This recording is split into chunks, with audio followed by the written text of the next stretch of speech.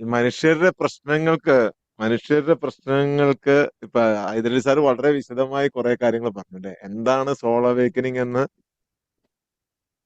വളരെ കൃത്യമായിട്ട് പറഞ്ഞു തന്നു. നിങ്ങളുടെ ഈ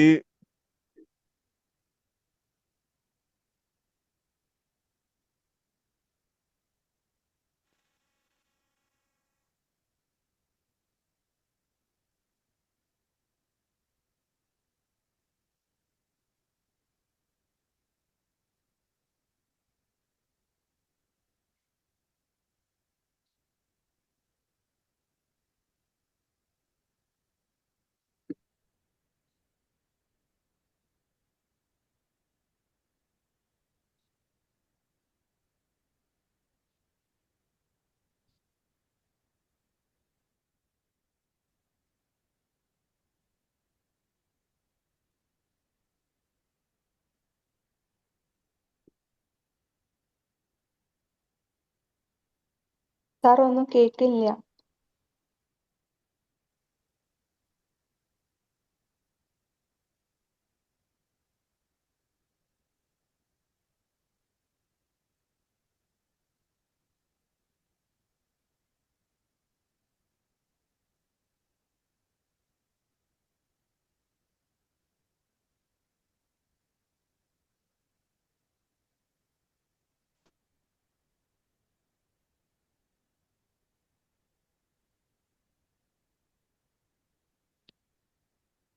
സാർ ഇപ്പൊ ജോയിൻ ആവട്ടോ, സൗണ്ട് പോയതല്ല. യെസ്, മനുഷ്യരുടെ പ്രശ്നങ്ങളുടെ കാരണം എന്തൊക്കെയാണെന്നും എന്തൊക്കെയാണ് മനുഷ്യന് പ്രശ്നങ്ങൾ ഉള്ളതെന്നും അതെങ്ങനെയാണ് പരിഹരിക്കേണ്ടത്. മനുഷ്യന്റെ പ്രശ്നങ്ങൾ ഇത്രയൊക്കെ തന്നെ ഉള്ളൂ. Physically, mentally, socially, 3 കാര്യങ്ങളുള്ളൂ. അത് തന്നെയാണ് ഈ മനുഷ്യന്റെ ആരോഗ്യം എന്ന് പറയുന്നത്. അതെല്ലാം നമുക്ക് ഈ സോൾ അവേക്കനിങ് പ്രോസസ്സിലൂടെ കിട്ടുന്നത് എന്താണെന്ന് വെച്ച് കഴിഞ്ഞാൽ, ലോകത്ത് ആദ്യം ഭൂമിയിൽ വന്ന മനുഷ്യൻ പുരുഷനും സ്ത്രീയും അവര് ഡിഫറെന്റ് ആയിട്ടുള്ള ഒരു സ്ഥലത്താണ് വന്നതെന്ന് വിചാരിക്കുക. ഒരേ സ്ഥലത്തല്ല, വ്യത്യസ്ത സ്ഥലങ്ങളിലാണ് വന്നതെന്ന് വിചാരിക്കുക. എല്ലാ ധർമ്മങ്ങളും അങ്ങനെ തന്നെയാണ് പറഞ്ഞത്. അവരനുഭവിച്ചിട്ടുണ്ടായിട്ടുള്ള ഒരു ഏകാന്തത നിങ്ങളൊന്ന് ആലോചിച്ച് നോക്കിയേ. ഒരു മനുഷ്യനെ കാണാനില്ല, വേറൊരു മനുഷ്യനില്ല. അവരനുഭവിച്ചിട്ടുള്ള ഏകാന്തത, അവരനുഭവിച്ചിട്ടുണ്ടായിട്ടുള്ള ടെൻഷൻ, അവരനുഭവിച്ചിട്ടുള്ള സ്ട്രെസ്. അവർക്ക് മക്കളുണ്ടായി. അവർക്ക് മക്കളുണ്ടായപ്പോൾ ആ മക്കളെ എങ്ങനെ പരിപാലിക്കണം എന്ന് ആരും പറഞ്ഞു കൊടുത്തിട്ടില്ല. അപ്പൊ അവര് ജീവിതത്തിൽ അനുഭവിച്ചിട്ടുണ്ടായിട്ടുള്ള മറ്റു കാര്യങ്ങൾ എങ്ങനെയായിരിക്കും എന്ന് നിങ്ങളൊന്ന് പരിശോധിച്ചു നോക്കി.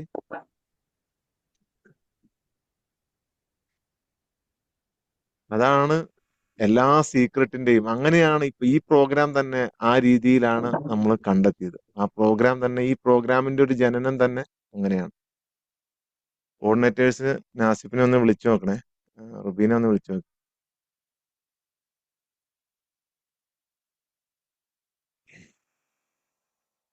ഇപ്പോ നമ്മൾ ചെയ്യുന്ന എന്താണെന്ന് വെച്ച് കഴിഞ്ഞാൽ, നമ്മൾ ഇതിന്റെ ഒരു 15 വർഷമായിട്ടുള്ള പഠനമാണ് ഇതിനെക്കുറിച്ച്. എന്താണ് മനുഷ്യന്റെ അവസ്ഥ, എന്താണ്, എന്തുകൊണ്ടാണ് മനുഷ്യന് ഇങ്ങനെ വിഷമം ഉണ്ടാകുന്നത്, അതിന് പരിഹാരം എന്താണ്, ഇതിനെക്കുറിച്ച് നമ്മൾ വളരെ വ്യക്തമായിട്ട് പഠിക്കുകയാണ് ചെയ്യുന്നത്. ആ പഠനത്തിന്റെ അടിസ്ഥാനത്തിലാണ് നമ്മൾ ഈ ഒരു പ്രോഗ്രാം രൂപം കൊടുത്തിട്ടുള്ളത്. ഈ ഒരു പ്രോഗ്രാം അതില് നമ്മൾ ഈ സറണ്ടർ ചെയ്യുക എന്ന് പറയുന്നതിന്റെ അടിസ്ഥാനം, സറണ്ടർ. നമ്മുടെ കാലിലൊരു മുള്ള് തറച്ചിട്ടുണ്ട്. മുള്ള് നമുക്ക് എടുക്കാൻ പറ്റുന്നില്ല, പേടിയാണ്. കൃത്യമായിട്ട് മനസ്സിലാക്കി. അപ്പൊ വേറൊരാള് നമ്മളെ സഹായിക്കാൻ വരുവാണ്, കാലിലെ മുള്ളെടുത്ത് തരാൻ വേണ്ടി. അപ്പൊ നിങ്ങൾ കാലിട്ട് ഇങ്ങനെ ഇട്ട് പിടപ്പിച്ചോണ്ടിരുന്ന് കഴിഞ്ഞാൽ പറ്റൂല എന്ന് പറഞ്ഞ് ബഹളം ഉണ്ടായിക്കൊണ്ടിരുന്ന് കഴിഞ്ഞാൽ മുള്ള് കൂടുതൽ അകത്തിട്ട് കയറി. അതിനെ ഫ്രീ ആക്കി വിടുക, അതിനെ അനുവദിക്കുക, ആ പ്രോസസ്സിന് വേണ്ടി അനുവദിക്കുക. അതാണ് ഈ സറണ്ടർ എന്ന് പറയുന്നത്. അവിടെ എന്തെങ്കിലും സംശയങ്ങൾ, പ്രശ്നങ്ങൾ ഇതൊക്കെ വന്നു കഴിഞ്ഞാൽ ഈ സാധനം ഫീൽ ചെയ്യാൻ പറ്റും. അല്ലാതെ ഏത് കണ്ടീഷനിലും നമുക്കത് ഫീൽ ചെയ്യാം. ഓക്കെ.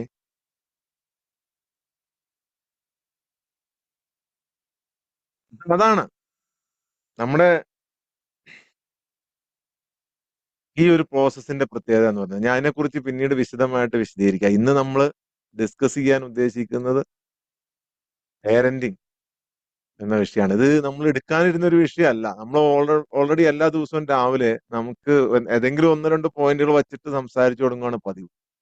പക്ഷെ ഇന്ന് നമ്മൾ ഈ പേരന്റിങ് എടുക്കാൻ കാരണം പലരും എന്താണ് പേരന്റിങ്, ഈ സോൾ എന്ന് പറയുമ്പോൾ നമുക്ക് ഈ സോളിനെ ഇത് വെച്ചുകൊണ്ട് എങ്ങനെ പേരന്റിങ് നടത്താം, അതൊരു പക്ഷെ ഒരു പുതിയ അറിവായിരിക്കും. ഓക്കെ, എങ്ങനെയാണ് നമുക്ക് പേരന്റിങ് നടത്താൻ പറ്റുക, എന്താണ് പേരന്റിങ്? നിലവിലുള്ള പേരന്റിങ് രീതികളിൽ നിന്നും പൂർണ്ണമായിട്ടും വ്യത്യസ്തമായ ഒരു കാഴ്ചപ്പാടാണ് ഈ മാർഗത്തിലുള്ള ഒരു പേരന്റിങ് എന്ന് പറയുന്നത്. ശരിക്കും രക്ഷാകർതൃത്വമല്ല, ഒരു സോളിനെ, ഒരു ആത്മാവിനെ കയ്യിൽ കൊണ്ടു നടക്കുന്ന, പുണ്യമായി കൊണ്ടു നടക്കുന്ന ഒരു പ്രോസസ്സിനെയാണ് നമ്മുടെ കാഴ്ചപ്പാടിൽ പേരന്റിങ് എന്ന് പറയും. ഓക്കെ, എന്തായി ഈ സൂമ് ശരിയാവോ? എന്തെങ്കിലും ചാൻസ് ഉണ്ടോ?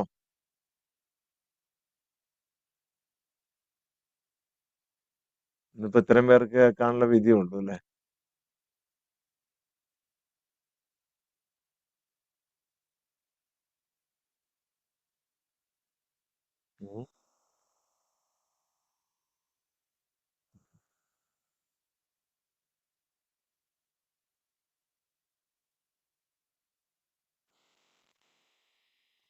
ഓക്കെ,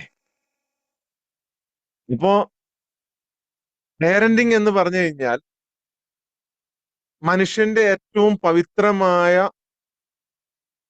ഒരു നിയോഗമാണ്. മനുഷ്യന്റെ ഏറ്റവും പവിത്രമായ ഒരു നിയോഗം. എത്രത്തോളം എന്ന് വച്ചു കഴിഞ്ഞു കഴിഞ്ഞാൽ അവിടെയാണ് യഥാർത്ഥ ഒരു ദൈവം, ഭൂമിയിൽ ദൈവം ഉണ്ടെന്നെങ്കിൽ മാതാവിനെയും പിതാവിനെയും കാണണമെന്ന് പറയുന്നത് ഇത്തരത്തിൽ പേരന്റിങ് ചെയ്യുന്ന ആളുകളെ. ഒരു സൃഷ്ടാവ് എങ്ങനെയാണോ തന്റെ സൃഷ്ടികളോട് വിവേചനമില്ലാതെ കാരുണ്യത്തോടുകൂടി, കരുണയോടുകൂടി, സ്നേഹത്തോടുകൂടി പെരുമാറുന്നത്, അതുപോലെ നമ്മൾ പെരുമാറുമ്പോൾ മാത്രമാണ് നമ്മൾ മക്കളുടെ കാണപ്പെട്ട ദൈവമായി മാറും. ആ വാചകത്തിൽ ഉണ്ടല്ല, ആ വാചകത്തിൽ ഉണ്ടല്ല. പക്ഷെ ഇവിടെ വേറൊരു സിസ്റ്റമാണ് ഇപ്പൊ നിലവിൽ നടപ്പിലായിക്കൊണ്ടിരിക്കുന്നത്. ആ സിസ്റ്റത്തിൽ നിന്നുകൊണ്ട് നിങ്ങൾ ഇത് എത്രത്തോളം ചെയ്യാൻ കഴിയും എന്ന് എനിക്ക് ആശങ്കയുണ്ട്. എന്നാൽ പോലും ഞാനത് നിങ്ങളോട് പറഞ്ഞു തരാം. നമ്മൾ സംസാരിക്കുന്നത് മുഴുവൻ മനുഷ്യ സമൂഹത്തോടാണ്. നമ്മൾ സംസാരിക്കുന്നത് ഇതിലിരിക്കുന്ന 100 100-ലധികം പേരോടോ അല്ല. ഇത് മുഴുവൻ മനുഷ്യ സമൂഹത്തോടാണ് നമ്മൾ സംസാരിച്ചുകൊണ്ടിരിക്കുന്നത്.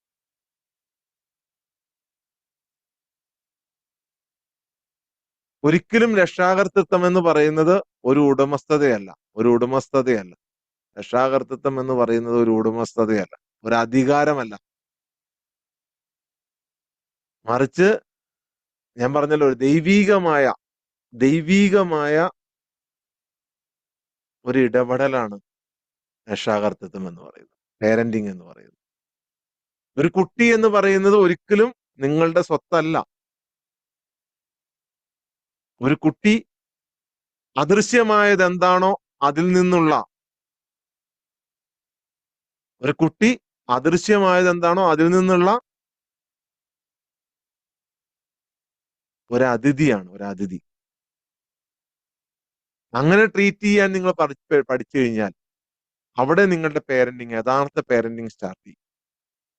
യെസ്, അൻമോൾ മാഡം പറഞ്ഞ പോലെ ഖലീൽ ജിബ്രാൻ പറഞ്ഞിട്ടുണ്ട്, your childrens are not your children, അല്ലേ? They are the son and daughters of life's ലോങ്ങിങ് ഫോർ ഇറ്റ് സെൽഫ്. നിങ്ങളുടെ കുട്ടികൾ നിങ്ങളുടെ കുട്ടികളല്ല. നിങ്ങളുടെ കുട്ടികൾ നിങ്ങളുടെ കുട്ടികളല്ല.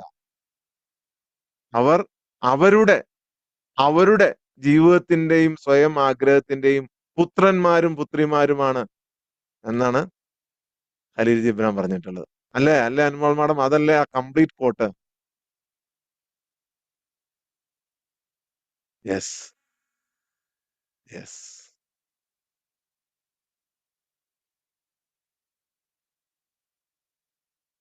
ഇപ്പൊ ഒരു കുട്ടിയും ആധുനിക സൈക്കോളജി പറയുന്നത് എല്ലാ കുട്ടികളും ശൂന്യമായി ജനിക്കുന്നു എന്നാണ്. ശൂന്യമായി.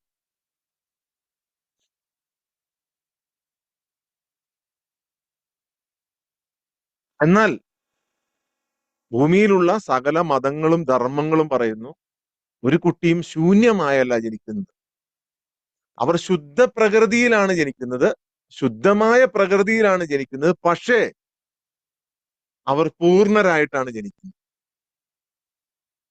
ചില ധർമ്മങ്ങളിൽ പറയുന്നു അവര് കാലങ്ങളായിട്ട് വേറെ വേറെ ജന്മങ്ങൾ എടുത്തുകൊണ്ട് അവര് എല്ലാ അറിവുകളും നേടിയാണ് മനുഷ്യ ജന്മത്തിലേക്ക് വരുന്നത് എന്ന് പറയും.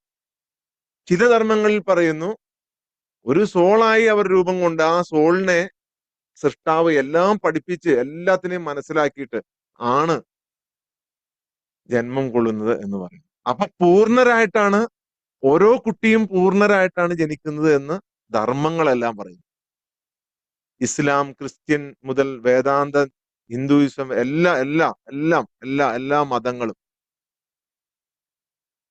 എല്ലാ മതങ്ങളും ഈ സൈക്കോളജിക്ക് വിപരീതമായിട്ടാണ് പറയുന്നത്. ഒരു നീണ്ട ചരിത്രമുള്ള ഒരു കർമ്മയാത്ര പോലും നടത്തിയിട്ടുള്ള എല്ലാം അറിയാവുന്ന ഒരു സോൾ, ഒരു ആത്മാവാണ് ഈ കുട്ടിയായി ജനിക്കുന്നത്. കുട്ടിക്ക് ചിലപ്പോ പലതും ഉണ്ടാവാം. ചില കുട്ടികള് പല വൈകല്യങ്ങളോട് കൂടിയായിട്ടായിരിക്കാം ജനിക്കുന്നത്. എങ്ങനെയാണേലും നല്ല രീതിയിൽ ജനിച്ചാലും മോശമായിട്ട് ജനിച്ചാലും കറുത്തവനായി ജനിച്ചാലും വെളുത്തവനായി ജനിച്ചാലും എങ്ങനെ ജനിച്ചാലും അന്ധനായി ജനിച്ചാലും ചെവിയില്ലാതെ എങ്ങനെ ജനിച്ചാലും നക്ഷത്രങ്ങളുടെ ജ്ഞാനവും ലോകാരംഭകാലം മുതൽ മനുഷ്യാരംഭകാലം മുതലുള്ള ഒരു ജ്ഞാനവുമായിട്ടാണ് ഒരു സോൾ, ഒരു ആത്മാവ് പിറവി കൊള്ളുന്നത് എന്നാണ് എല്ലാ ധർമ്മങ്ങളും പറയും.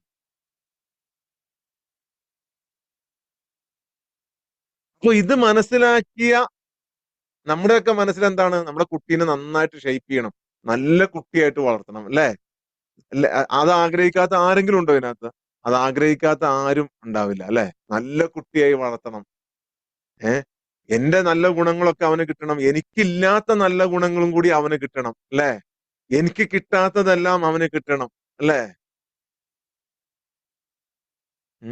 എനിക്ക് പഠിക്കാൻ കഴിഞ്ഞില്ല, അതുകൊണ്ട് അവനെ പഠിപ്പിക്കണം.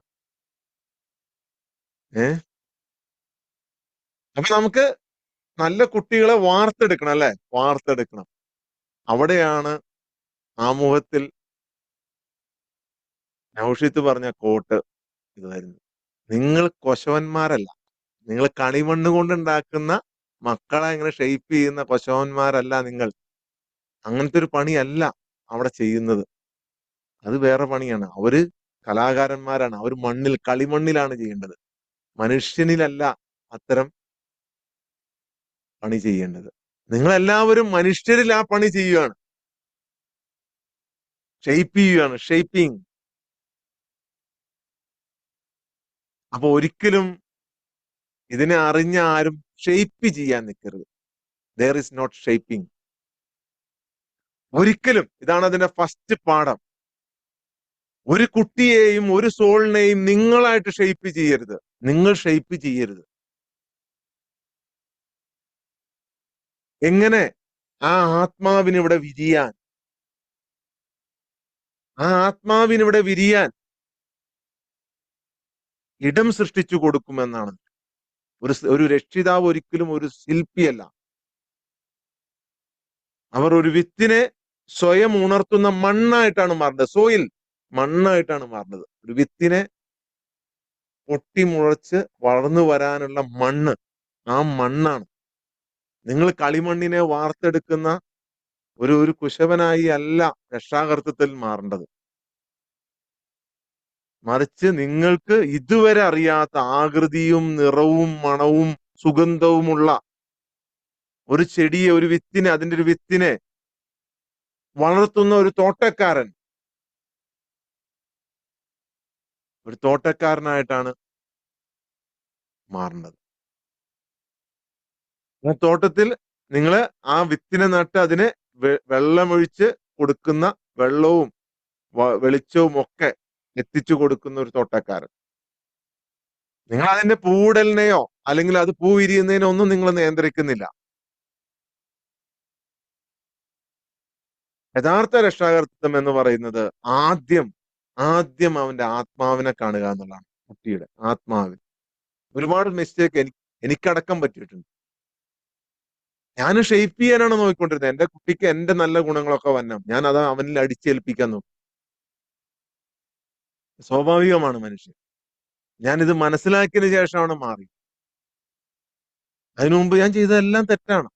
എല്ലാം A to Z 100% റോങ് എന്ന് പറയാം. 100% റോങ്, 100%. അതിലെന്തെങ്കിലുമൊക്കെ ഇടയ്ക്ക് ചെറിയ നന്മകളൊക്കെ വന്നിട്ടുണ്ടെങ്കിൽ അതൊന്നും കണക്കിലെടുക്കൂല. നമ്മൾ കുട്ടികൾ ഇത്ര പഠിക്കണം, ഇത്ര മാർക്ക് വാങ്ങണം, ഇതുപോലെ ആകണം, നല്ല സ്വഭാവം ഉണ്ടാകണം, നല്ല രീതിയിൽ വളരണം, നമ്മൾ ഷെയ്പ്പ് ചെയ്യുകയാണ് അവിടെ.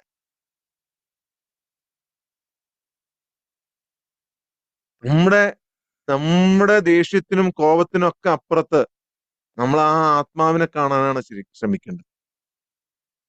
നമ്മളുടേതുപോലെ തന്നെ നമ്മുടെ കുട്ടികളുടെ ആത്മാവും അനന്തമായ ഒരു പ്രകാശത്തിൽ നിന്ന്, തുടക്കത്തിൽ ഹൈദരി സാർ പറഞ്ഞില്ലേ, ബ്രഹ്മത്തിൽ നിന്നാണ്. ബ്രഹ്മം അങ്ങനെ വരുന്ന കുട്ടിയാണത്. അത് മനസ്സിലാക്കണം ആദ്യം നമ്മൾ.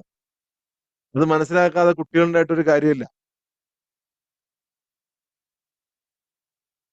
എന്റെ കുട്ടിയെ ഞാൻ എന്താണ് പഠിപ്പിക്കേണ്ടത് എന്നല്ല നമ്മൾ മനസ്സിലാക്കേണ്ടത്. എന്റെ കുട്ടി എന്നെ എന്താണ് പഠിപ്പിക്കാൻ ശ്രമിക്കുന്നത് എന്നാണ് മനസ്സിലാക്കുന്നത്.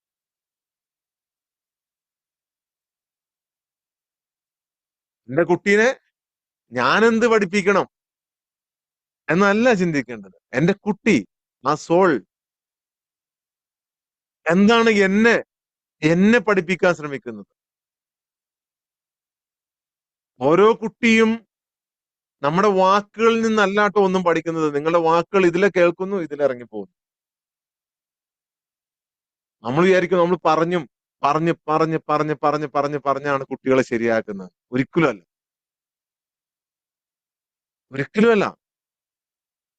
നിങ്ങൾ എന്താണോ, നിങ്ങളുടെ റിയാലിറ്റി എന്താണോ, ആ റിയാലിറ്റിയിൽ നിന്നാണ് കുട്ടി പഠിക്കുന്നത്. നിങ്ങളുടെ റിയാലിറ്റി, നിങ്ങളുടെ സോളിന്റെ റിയാലിറ്റി, അതിനറിയാം. ആ സോളിനറിയാം. നമ്മുടെ എത്ര ഉള്ളിലും മറച്ചു വച്ചിട്ട് പുറത്ത് വേറെ പ്രകടിപ്പിച്ചാലും സോളിന് അത് മനസ്സിലാവും. നമ്മുടെ അവസ്ഥയെയാണ് കുട്ടി ആഗിരണം ചെയ്യുന്നത്. നമ്മുടെ അവസ്ഥയെ, നമ്മുടെ ദേഷ്യത്തെ, നമ്മുടെ ഫ്രസ്ട്രേഷനെ, നമ്മുടെ നിരാശയെ. കുട്ടി അവിടെ എത്തിയില്ല, കുട്ടി അതിനൊപ്പം എത്തിയില്ല എന്നുള്ള നമ്മുടെ നിരാശയെ, അത് വളരെ നിങ്ങൾ കൃത്യമായി മനസ്സിലാക്കണം കേട്ടോ. ഇത് വളരെ വലിയൊരു പോയിന്റാണ്. നിങ്ങൾക്ക് ആർക്ക് പറഞ്ഞു കൊടുത്താലും ഇറ്റ്സ് എ ഡിഫറെന്റ്. ഇപ്പോൾ നിങ്ങൾ അറിഞ്ഞിട്ടുള്ള എല്ലാ പേരന്റിങ് രീതികളിൽ നിന്നും ഇത് വ്യത്യസ്തമാണ്. ഇപ്പോൾ നിലവിൽ ഉള്ള സിസ്റ്റത്തിൽ നിന്ന് തന്നെ വ്യത്യസ്തമാണ്. ആദ്യം നമ്മൾ ഒരു രക്ഷിതാവ് ആവണമെങ്കിൽ നമ്മുടെ ഉള്ളിൽ സുഖപ്പെടാത്ത ഒരു കുട്ടിയുണ്ട്. ഈ കാലങ്ങളായി വന്ന സിസ്റ്റത്തിൽ രൂപം കൊണ്ട നമ്മുടെ ഉള്ളിലൊരു കുട്ടിയുണ്ട്. നമ്മെ ആരും കേൾക്കാത്തതിനെ, നമ്മെ കാണാത്തതിനെ, നമ്മെ വേണ്ട രീതിയിൽ സ്നേഹിക്കാത്തതിനെ, അതിനാ മുറിവേറ്റ ഒരു കുട്ടി നമ്മുടെ ഉള്ളിലുണ്ട്. കാരണം അതായിരുന്നു സിസ്റ്റം, ഫോളോ ചെയ്തു വന്ന സിസ്റ്റം. നിങ്ങളിപ്പോ ഈ സോൾ അവേക്കനിങ്ങിനകത്തൊക്കെ വന്നിട്ടാണ് നിങ്ങളുടെ ഉള്ളിലുള്ള ആ കുട്ടി സുഖപ്പെട്ടു വരുന്നത്, നിങ്ങൾ പോലും അറിയാതെ. സ്വാഭാവികമായിട്ടും ആ കുട്ടി ആദ്യം സുഖപ്പെടണം. അല്ലെങ്കിൽ നമ്മൾ കാലങ്ങളായി, കുറെ പരമ്പരകളായി തുടർന്നു വരുന്ന ഒരു ചക്രമുണ്ട്, ഒരു ലൂപ്പ്. ആ ലൂപ്പ് തകർക്കണമെങ്കിൽ ഞാൻ മക്കളെ പൂർണ്ണമായും നിയന്ത്രിക്കണം എന്ന് പറയുന്ന ഒരു ചക്രമുണ്ട്. എന്റെ മക്കളെ ഞാൻ നിയന്ത്രിക്കണം പൂർണ്ണമായിട്ട് എന്ന് പറയുന്ന ഒരു ചക്രമുണ്ട്, ഒരു ലൂപ്പ്. അല്ലെങ്കിൽ ഞാൻ തന്നെ ഇല്ലാതായി പോകും എന്ന് പറയുന്ന ഒരു ചക്രമുണ്ട്. ചെറിയ കുട്ടിയാണെങ്കിൽ പോലും കുട്ടി അനിയന്ത്രിതമായിട്ട് ചിലപ്പോൾ കരഞ്ഞേക്കാം. അത് പരിഹരിക്കാൻ വേണ്ടി നമ്മൾ തിരക്കൂട്ടും. എന്നാ ചെയ്യണ്ട, എന്നാ ചെയ്യും. സ്റ്റാർട്ടിങ്ങിൽ തന്നെ ചെറിയ കുട്ടിയായിരിക്കുമ്പോൾ തന്നെ. എന്നാൽ എന്തിനാണ് ആ കുട്ടി കരയുന്നത് എന്ന് ഒരു നിമിഷം ഇരുന്ന് ചിന്തിക്കാൻ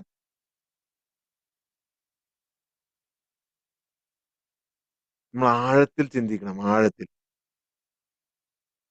എന്താണ് അദൃശ്യമായ ഒരു മുറിവ്, എവിടെ എന്താ സ്നേഹമാണ് ആവശ്യപ്പെടുന്നത്. ഒരു കൗമാരക്കാരനുമായിട്ട് നിങ്ങൾ യുദ്ധം ചെയ്തേക്കാം. നിങ്ങൾ എടാ അത് ചെയ്യരുത്, അവൻ പറയും ഞാൻ ചെയ്യും. ഇനി നേരിട്ട് പറഞ്ഞില്ലെങ്കിലും അവൻ ഒളിച്ചു പോയിട്ട് ചെയ്യും.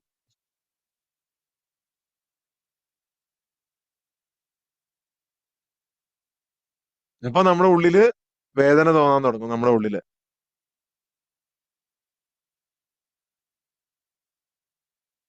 ഇപ്പൊ നമ്മൾ മനസ്സിലാക്കണം, അവിടെ ഈ കലാപം, ആ കുട്ടിയുമായിട്ടുള്ള കലാപം നമ്മുടെ മറന്നുപോയ സ്വപ്നങ്ങളുടെ ഒരു കണ്ണാടിയാണോ, നമ്മുടെ കണ്ണാടിയാണോ എന്ന് നമ്മൾ ചിന്തിക്കണം. നിങ്ങൾ 100% ഒരു പ്യൂർ ഒന്നും ആവേണ്ടതില്ല, പെർഫെക്റ്റ് ഒന്നും ആവേണ്ടതില്ല പേരന്റിങ്ങിന് വേണ്ടിയിട്ട്. പക്ഷേ you have to be real. നിങ്ങൾ റിയൽ ആവണം, യാഥാർത്ഥ്യമാകണം, യാഥാർത്ഥ്യം. ഈ വഴിയിലുള്ള ഒരു പേരന്റിങ് എന്ന് പറയുന്നത് പവിത്രമായ ഒരു കീഴടങ്ങലാണ്. പവിത്രമായ ഒരു കീഴടങ്ങൽ, പവിത്രമായ ഒരു കീഴടങ്ങൽ.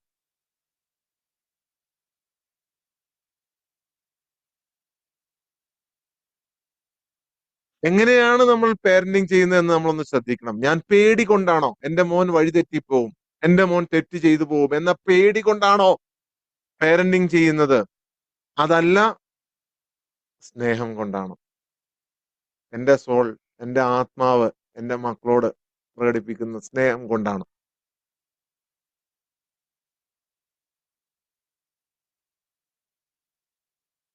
മക്കളെ കൺട്രോൾ ചെയ്യണം, മക്കളെ കൺട്രോൾ ചെയ്യണം, മക്കളെ നിയന്ത്രിക്കണം എന്ന മനസ്സിലെ തോന്നൽ കൊണ്ടാണോ നമ്മൾ മക്കളെ കൺട്രോൾ ചെയ്യുന്നത്, അതോ ക്യൂരിയോസിറ്റി കൊണ്ടാണോ?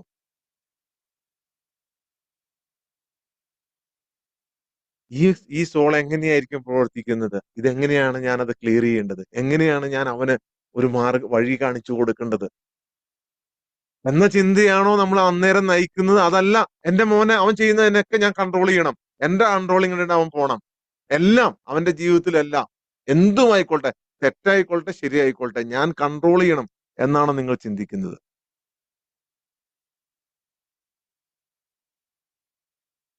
എല്ലാരും പറയും എന്നിലൂടെ, ഞാൻ മക്കളിലൂടെ എന്നെ കാണാൻ ശ്രമിക്കുക എന്ന് പറയും. മക്കളിലൂടെ എന്നെ കാണാൻ, ഞാൻ നന്നായിട്ട് നന്നായിട്ട് എന്റെ മകൻ ജീവിക്കണം, അതാണ് എന്റെ അഭിമാനം. അങ്ങനെയല്ല സഹോദരി സഹോദരന്മാരെ നിങ്ങൾ ചെയ്യേണ്ടത്. നിങ്ങൾ അവന്റെ സൈഡിലൂടെ, ആ സോളിന്റെ സൈഡിലൂടെ നടക്കാൻ ശ്രമിക്കണം, അവന്റെ ഒപ്പം, അവന്റെ ഒപ്പം.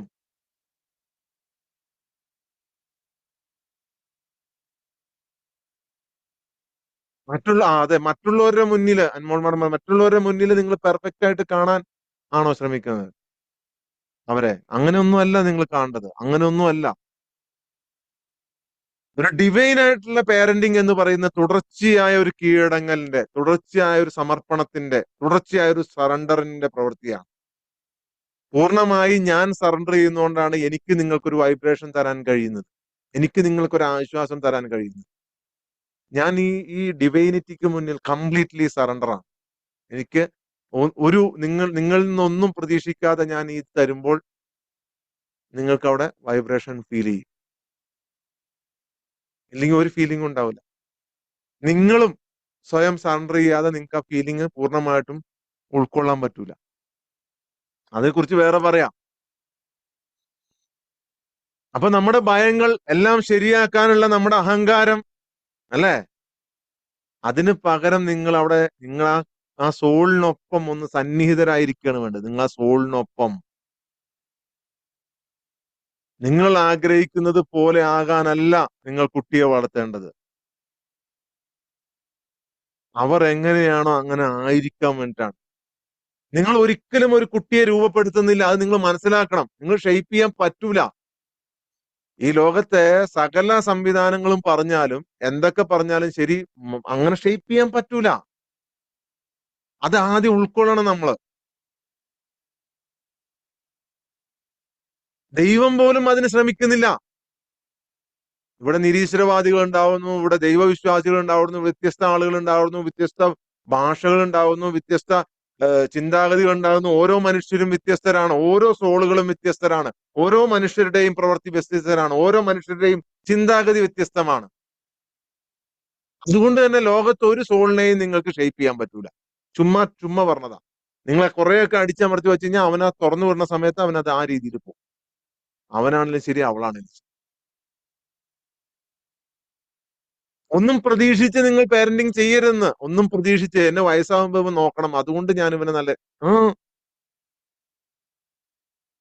ദൈവം നിങ്ങളിലൂടെ, ഡിവൈനിറ്റി നിങ്ങളിലൂടെ ആ സോളിനെ രൂപപ്പെടുത്തുന്നതിന് സാക്ഷ്യം വഹിക്കുകയാണ് ചെയ്യുന്നത്. സാക്ഷ്യം. നിങ്ങൾ അങ്ങനെ സാക്ഷ്യം വഹിക്കുമ്പോൾ, നിങ്ങൾ കാണപ്പെട്ട ദൈവമായി മാറും. അതുകൊണ്ടാണ് പറഞ്ഞത്, നമ്മുടെ മുൻഗാമികൾ പറഞ്ഞ മാതാപിതാക്കന്മാർ ദൈവതുല്യരാണെന്ന് പറഞ്ഞത്. ഗുരുക്കന്മാരും ഇങ്ങനെയൊക്കെ തന്നെ കേട്ടോ. ഗുരുക്കന്മാരും ആരെങ്കിലും ടീച്ചേഴ്സ് ഒക്കെ ഉണ്ടെങ്കിൽ ഇപ്പൊ തൊട്ടേ നിങ്ങൾ മനസ്സിലാക്കി. നിങ്ങളുടെ കുട്ടി എന്ന് പറയുന്നത് ദൈവികതയുടെ ഒരു പ്രകാശമാണ്, ഒരു ജ്വാലയാണ്. അല്ലാതെ നിങ്ങളുടെ നിഴലല്ല.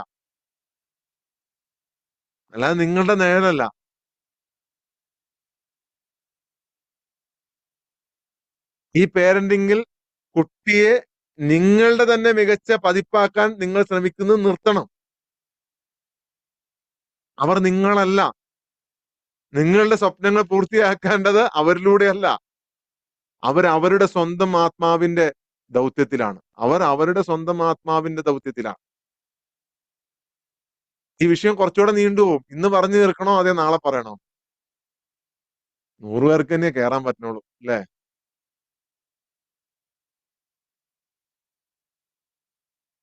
ഇന്ന് പറഞ്ഞു തീർക്കണോ നാളെ പറയണോ? പറ.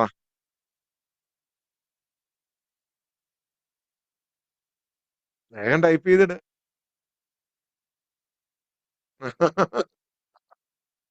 നാളെ സാറേ 7 മണി ആവാറായി. ഓക്കെ.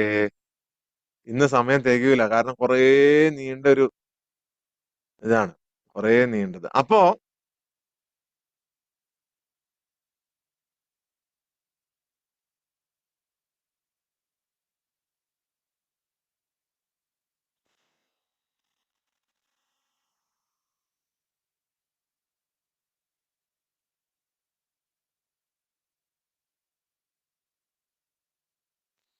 നിങ്ങളുടെ കുട്ടികൾ ആരെങ്കിലും ജീവിതത്തിൽ ഒരു തെറ്റ് വരുത്തുകയാണെങ്കിൽ നിങ്ങൾ ഓർക്കുക,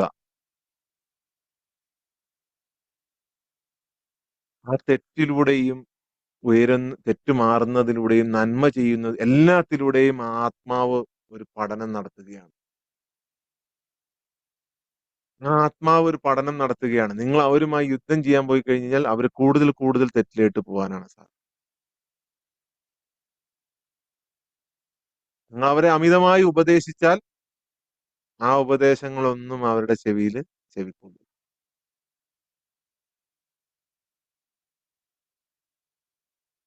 ഇത് മനസ്സിലാക്കി കൃത്യമായി. അങ്ങനെയാണ് ആ സിസ്റ്റം.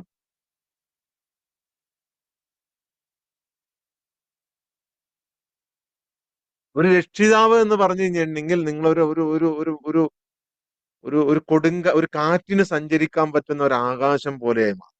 ഒരാകാശം പോലെ. ആകാശം എന്ന് പറഞ്ഞു കഴിഞ്ഞാൽ ഈ കുട്ടിയുടെ എല്ലാ കുഴപ്പങ്ങളും, ആശയക്കുഴപ്പങ്ങളും, ചോദ്യങ്ങളും ഒക്കെ ഉൾക്കൊള്ളാൻ പര്യാപ്തമായ ഒരാകാശമാണ്. കുട്ടികളുടെ എല്ലാ വിഷയങ്ങളും എല്ലാ വികാരങ്ങളും നിങ്ങൾ പരിഹരിക്കേണ്ടതില്ല. അങ്ങനെ പരിഹരിക്കാൻ നിൽക്കരുത്. നിങ്ങളത് സ്നേഹം കൊണ്ട് ഉൾക്കൊള്ളുകയാണ് വേണ്ടത്. സ്നേഹം കൊണ്ട്.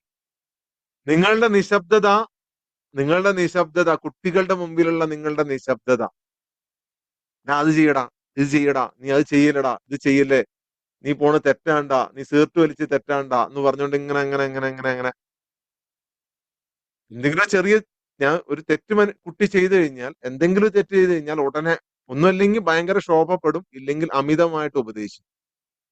രണ്ടും പ്രശ്നമാണ്. രണ്ടും പ്രശ്നമാണ്. നമ്മളത് ഇനിയും മാറ്റാൻ സമയമുണ്ട്. എത്ര വലിയ കുട്ടിയാണ് നമ്മുടെ കുട്ടി എന്നുണ്ടെങ്കിലും, എത്ര വലിയ ഒരാളായി നമ്മുടെ മകൻ എന്നുണ്ടെങ്കിലും അല്ലെങ്കിൽ മകൾ എന്നുണ്ടെങ്കിലും, ഇപ്പൊ കുട്ടികൾ ആയിട്ടില്ല, എന്താണെങ്കിലും നിങ്ങൾ ആദ്യം ഇത് ഉൾക്കൊണ്ട് കഴിഞ്ഞാൽ ബാക്കിയെല്ലാം പുറകെ വരും. ആദ്യം ഇത് ഉൾക്കൊള്ളണം. ആദ്യം ഇത് ഉൾക്കൊള്ളണം. നിങ്ങൾ ഈ വികാരങ്ങളെല്ലാം പരിഹരിക്കേണ്ടത് സ്നേഹം കൊണ്ടാണ്. സ്നേഹം. നിങ്ങളുടെ നിശബ്ദത 25-30 വർഷത്തെ നിങ്ങളുടെ ഉപദേശത്തെക്കാൾ ഫലം ചെയ്യും. 20-25 വയസ്സായ കുട്ടിയാണ് നിങ്ങൾ. അതിന്റെ നിശബ്ദത, സ്നേഹം നിറഞ്ഞ നിങ്ങളുടെ ഒരു നോട്ടം 1000 ഉപദേശങ്ങളെക്കാൾ വ്യക്തമാണ്. 1000 ഉപദേശങ്ങൾ.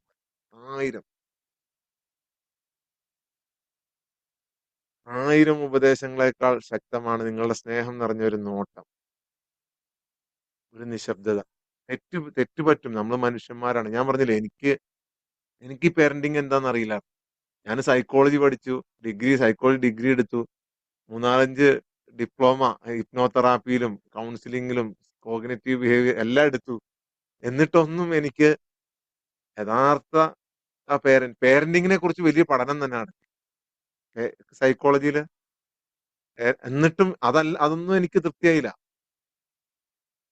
ഇതാണ് യഥാർത്ഥ പേരന്റിങ്. നിങ്ങളോട് ഈ പറയാൻ പോകുന്നതും പറഞ്ഞുകൊണ്ടിരിക്കും. ഇതാണ് പേരന്റിങ്. എന്താണ് ഒരു സോളിന്റെ നേച്ചറായിട്ടുള്ള ആ പ്രോസസ്സ് എന്താണോ അതിനോട് നമ്മൾ ആ രീതിയിൽ ബിഹേവ് ചെയ്യുക. റെസ്പെക്റ്റോട് കൂടി നമ്മളെപ്പോലെ തന്നെയുള്ള സോള്. അതും ഇവിടെ ഒരു കർമ്മമായിട്ട് വന്നാണ്. നമ്മൾ പറയുന്ന കാര്യങ്ങൾ ചെയ്യാൻ വേണ്ടി വന്നതല്ല. പറയുന്ന കാര്യങ്ങൾ ചെയ്യാൻ വേണ്ടി വന്നതല്ല അവർ. ഒരിക്കലും അല്ല. അങ്ങനെ ചിന്തിക്കുകയേ ചെയ്യരുത്. ഒരു 1% പോലും. ഞാൻ പറയുന്ന പോലെ പഠിക്കണം, ഞാൻ ആഗ്രഹിക്കുന്ന പോലെ പഠിക്കണം, ഞാൻ ആഗ്രഹിക്കുന്ന പോലെ വളരണം. എനിക്ക് എന്റെ സിസ്റ്റത്തോട് തന്നെ എതിർപ്പുണ്ട്. അത് ഞാൻ ഒരു ജനാധിപത്യ രാജ്യത്തിൽ ജീവിക്കുന്നതുകൊണ്ട് തന്നെ ഞാനത് നിങ്ങളുടെ മുമ്പിൽ പറയാണ്. എനിക്ക് എന്റെ സിസ്റ്റത്തോട് തന്നെ എതിർപ്പാണ്. ഈ പഠിപ്പിക്കുന്ന രീതികളോട്, രാവിലെ മുതൽ വൈകുന്നേരം വരെ സ്കൂളിൽ അടച്ചിടുന്നതിനോട്, എല്ലാം ഇതൊന്നും ആയിരുന്നില്ലല്ലോ നമ്മുടെ സിസ്റ്റം. ഇതൊന്നും ആയിരുന്നില്ല നമ്മുടെ സിസ്റ്റം. പ്രത്യേകിച്ചും നമ്മുടെ ഇന്ത്യയിലെ ഈ ഇന്ത്യയിലെ സിസ്റ്റം അല്ലെങ്കിൽ ഭാരതത്തിലെ സിസ്റ്റം എന്ന് പറയുന്നത് ഇതായിരുന്നില്ല. എവിടെ നിന്നോ കടമെടുത്ത് കൊണ്ടുവന്നാണ്. അതിനെക്കുറിച്ച് വേറൊരു ദിവസം ചർച്ച ചെയ്യാം. ഓക്കെ. അപ്പൊ നമുക്ക് നാളെ ബാക്കി ചർച്ച ചെയ്യാം. കുറച്ച് വിശദമായൊരു ഇതായതുകൊണ്ട് 7 മണിയായി. നമുക്കിനി ഇനിയും ചർച്ച ചെയ്താൽ ഇനി 1 മണിക്കൂറും കൂടെ പോകും. അപ്പൊ അതുകൊണ്ട് നാളെ കൂടുതൽ വിശദമായി ചർച്ച ചെയ്യാം. അപ്പൊ നമുക്ക് പ്രോസസ് ചെയ്യാം. ഓക്കെ.